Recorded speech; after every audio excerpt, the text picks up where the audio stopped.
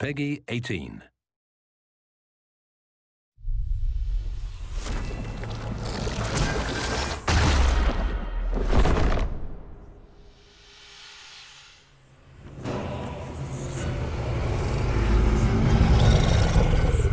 Dragon Age 2 is going to be about consequences, a game about making hard decisions. As we talked about the plot for Dragon Age 2, it really came down to two potential stories.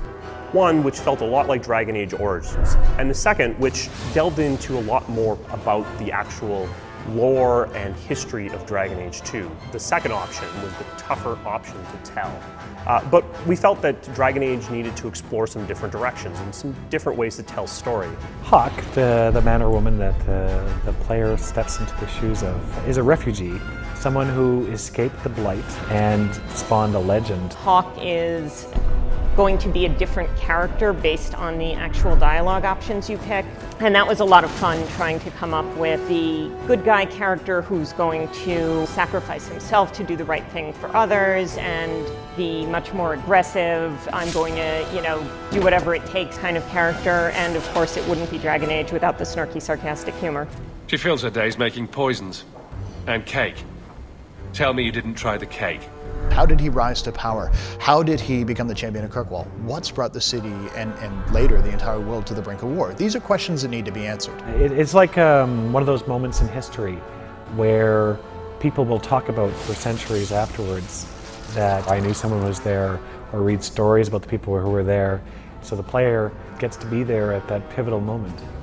So we got together to talk about ways we could do this, the way we could tell a decade worth of history in a single game. And out of those explorations, that's where the frame narrative came from. A story within a story became key. This is a technique you see in The Usual Suspects, you see it in Princess Bride. It's being told from the perspective of a character named Varric. He's a dwarven rogue storyteller. I've had gentler invitations. Varric knew the player, and he's telling the story to Cassandra, who is a Templar investigator who is trying to figure out what happened. Time to start talking, dwarf. They tell me you're good at it. But he doesn't always tell the truth. Sometimes he begins telling the legend, the story that everybody knows about this character, Hawk, that was larger than life. Bullshit. That's not what really happened. When a book or a movie does a frame narrative, the narrator knows how things are going to turn out. But in a video game, we can't know that, because the way you choose to play is going to affect the narration. And what's so very cool about this is, while we can't really take credit for frame narrative, it's been used for hundreds of years, I think this may be one of the first, the truly interactive frame narratives.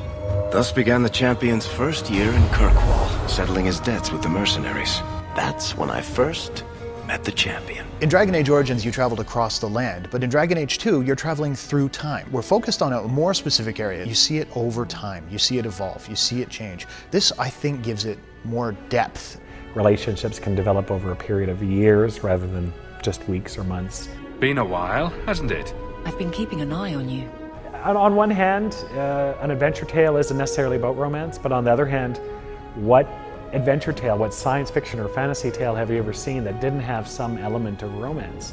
Wait, you're not thinking of bringing feelings into this, are you?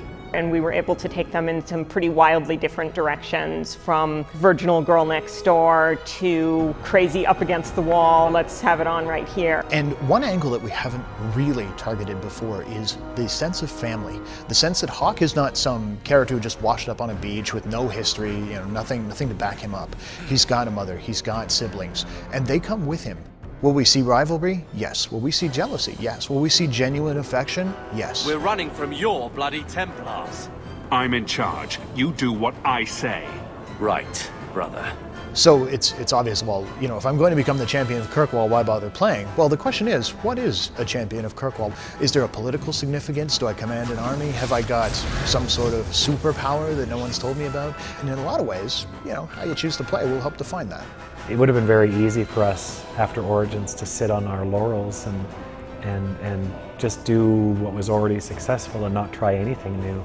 But I think the thing that BioWare does that's great is we're always interested in evolution.